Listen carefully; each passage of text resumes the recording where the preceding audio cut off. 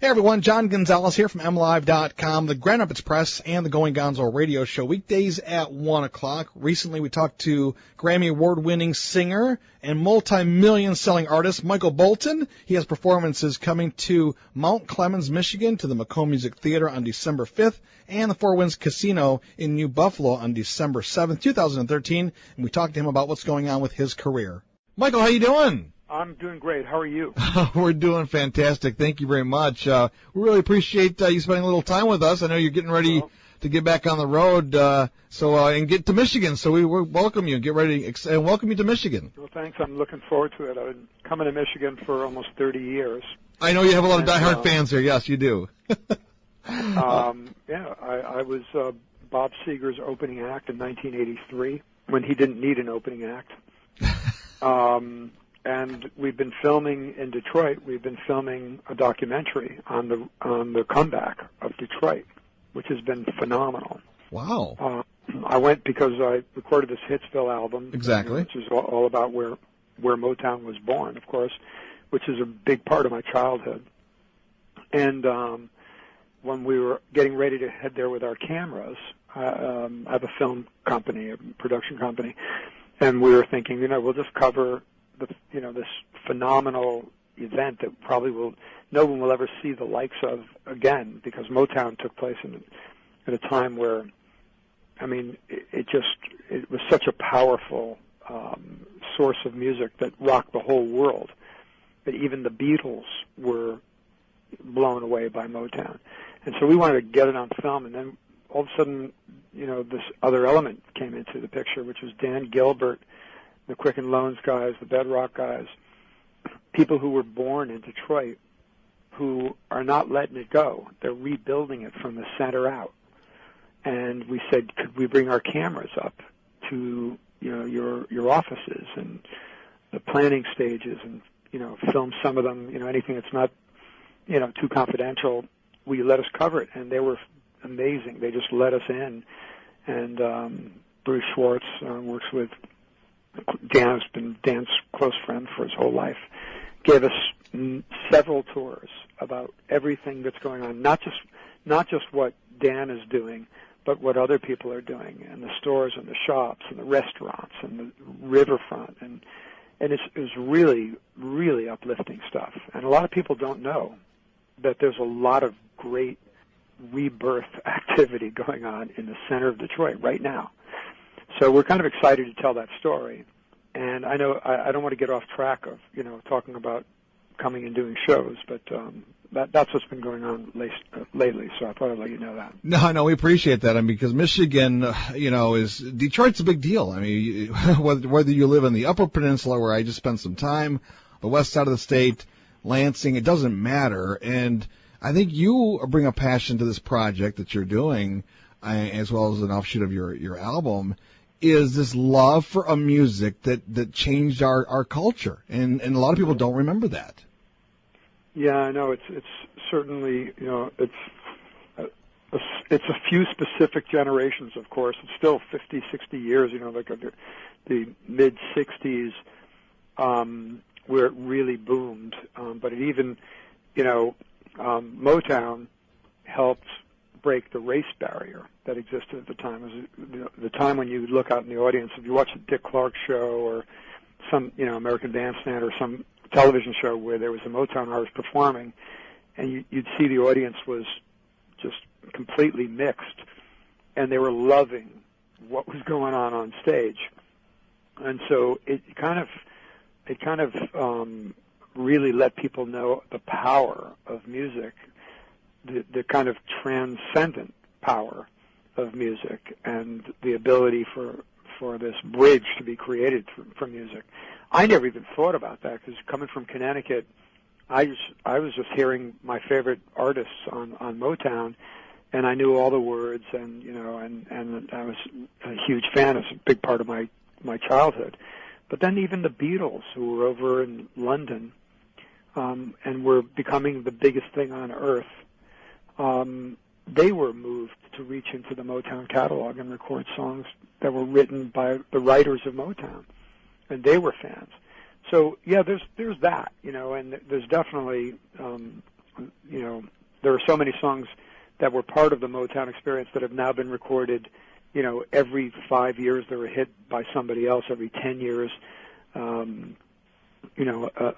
standard is just re-recorded, whether it's You Keep Me Hanging On or Stop in the Name of Love or How Sweet It Is to Be Loved by You, the Holland Dozier Holland team. Sure. We've interviewed all of them. We've gone in and had really in-depth interviews. But there's something else that's connected to this, that maybe it's because the way I was raised in Connecticut, when my father was out, washing his car in the garage, in the driveway. And my belief system was that, the American dream was founded on this belief that you have the right to a decent life. You have the right to be able to provide for your family, and you work hard and you're rewarded. And I have this whole kind of visual that's part of my childhood belief system. And Detroit has always been a big part of that because, of course, the automotive, the enormity of the automotive industry that drove the country, as well, it was just happened to be happening in Detroit, was the biggest musical source of any label in the world. It was happening simultaneously. But now, because of the story of the rebuilding of Detroit, it kind of, there's no way for it not to resonate and connect with your core belief system, that's what the American dream is about. Work, build it, and great things will happen. And that's happening, again, right now in the center of Detroit. And, it's Dan Gilbert's team for sure. They're doing amazing things, but they've also introduced us to other people who are doing work in tandem with them. And it's pretty exciting. It's more than exciting. It's, it makes you believe again. Yeah, as Detroit makes a comeback, it kind of re-energizes, you're right, the whole country. A lot of people, not just in Michigan, but a lot of people around the country are watching to see how Detroit will rebound through the situation that they're going through right now. And that was segment one of our interview with Michael Bolton. Of course, more information on mlive.com. Search for Michael Bolton or The Going Gonzo Show. Coming up next, more with Michael Bolton on The Going Gonzo Show. Hey everyone, John Gonzolez here from mlive.com, The Going Gonzo Show. We also talked to Michael Bolton about those early days, and this is what he had to say. I started thinking back to your early career. It's funny because I hear the passion in your voice and how much you believe in this. When you first came on the radio, which you remember those early days, a lot of people didn't know what's a Michael Bolton and what does he look like, I was getting a lot of the R&B stations, which were primarily an African-American audience, where you'd hear Luther Vandross and James Ingram, and then all of a sudden I would come on. Right, yeah. And they didn't know I was white. And I remember the promotion guys up at Columbia Records saying, we don't want them to know you're white because we're getting airplay on Top 40, right. Adult Contemporary, Dock of the Bay, of course, the Otis Redding standard. I had Neil Schon from Journey playing all the guitars on it. It was produced by Jonathan Cain from Journey, and it had this kind of rock edge to it at the same time. So we were getting AOR, we were getting rock stations playing it as well. And then next thing you knew, we were having all of these R&B stations, and I was developing an audience with an African-American following that didn't know and didn't care.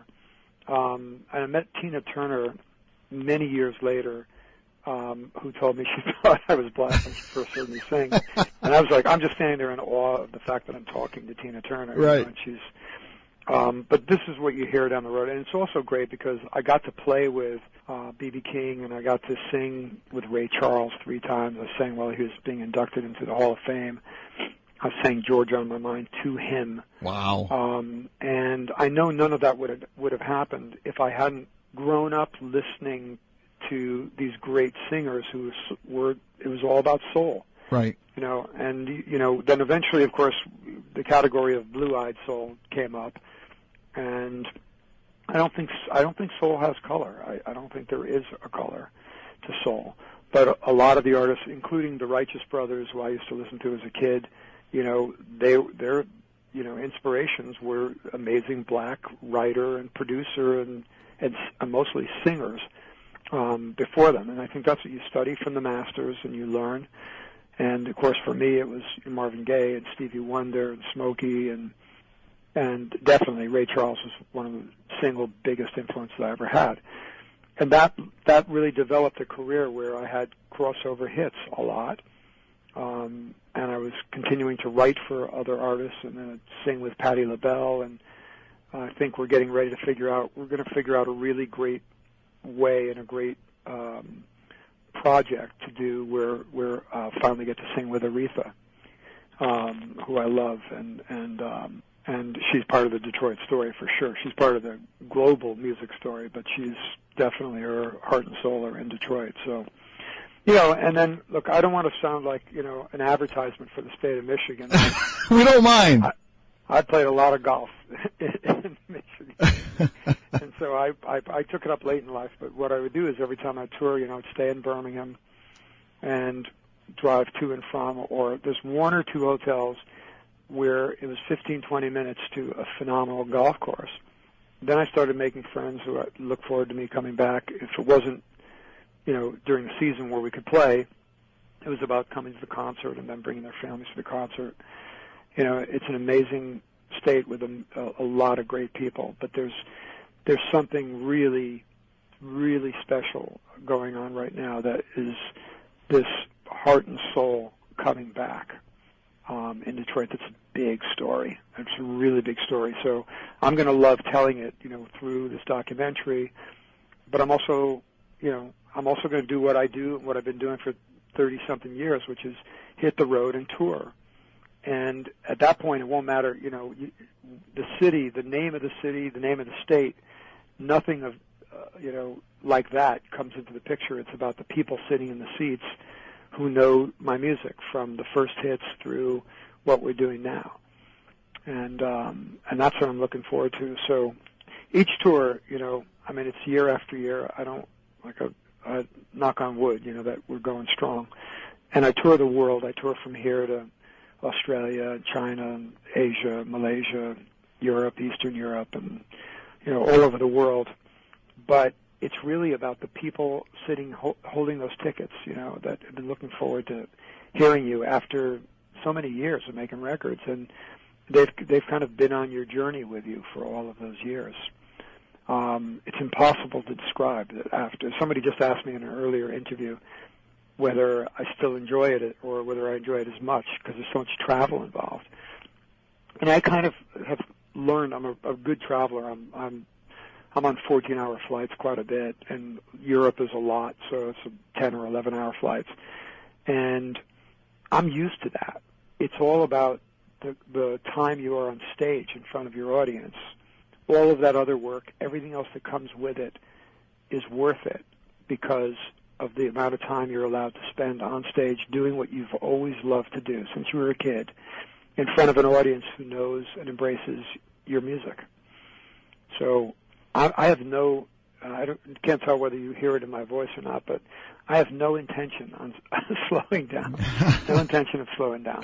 We don't want you to, Michael Bolton. We really appreciate your time here. Real quick, can you tell us when this documentary, this project might come to life and in what form? We don't have a date, and the form is now, someone just asked again, whether it will be a theatrical release or not. And the original intention was not aimed at a theatrical release, but we've just been reminded that occasionally documentaries can cross over and make it into theaters. So we're not ruling it out. We're looking at sometime in 2014. I'm hoping it's the early part of 2014, maybe the spring of 2014. And we'll be aggressively going to network TV.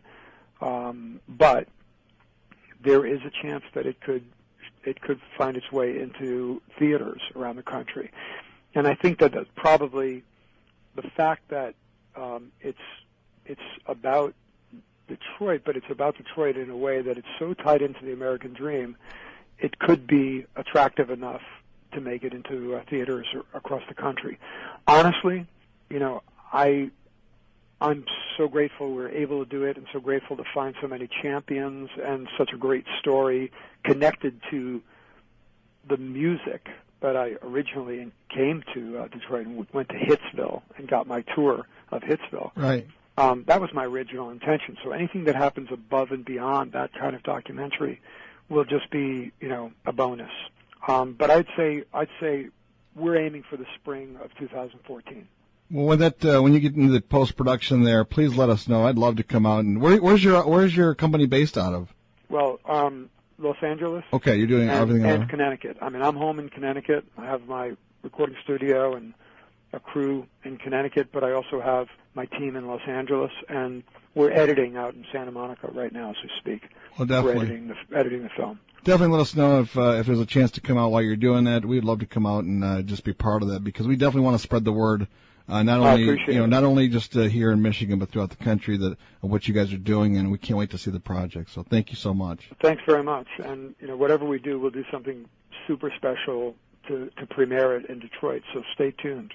Definitely will. Michael Bolton, we thank you for your time. We can't wait for you to get to Michigan, and again, thanks for all the things you're doing to let people know about not only Detroit but this beautiful state of Michigan. That's my total pleasure. All right, make a commercial for us anytime. Thank you. All right, take care. Thanks again for listening. John Gonzalez here. Great interview with Michael Bolton. Hope you enjoyed it. If you want the complete interview, go to mlive.com, search for Going Gonzo Show, or search for Michael Bolton, and we'll give you all the information. Have a great day.